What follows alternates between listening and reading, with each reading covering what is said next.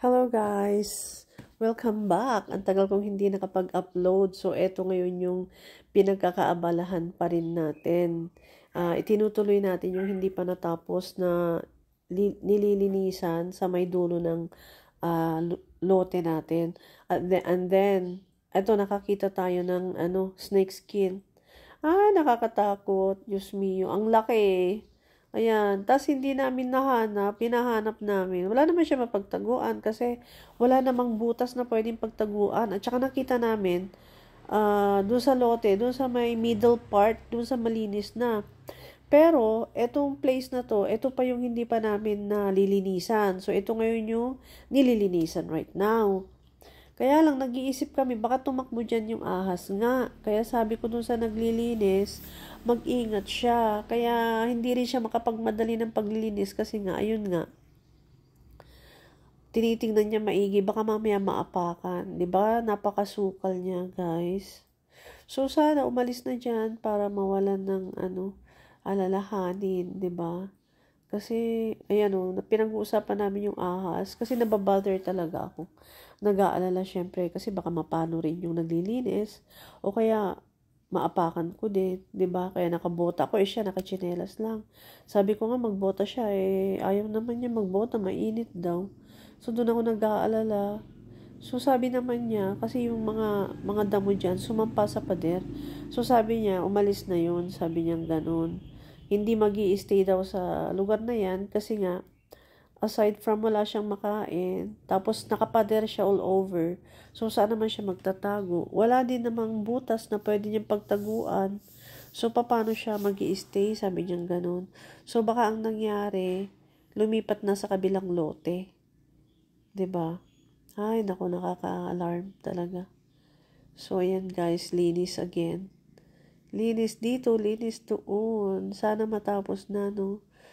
Okay? So, dyan lang kayo guys manood ng paglilinis namin.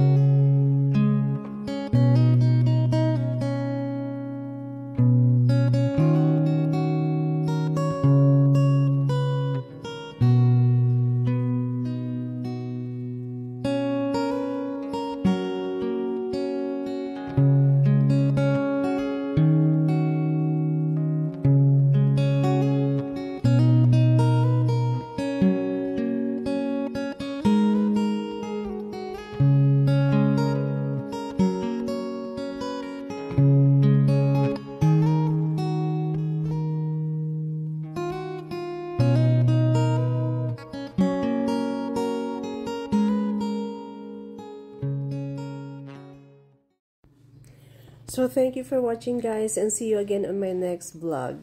Bye!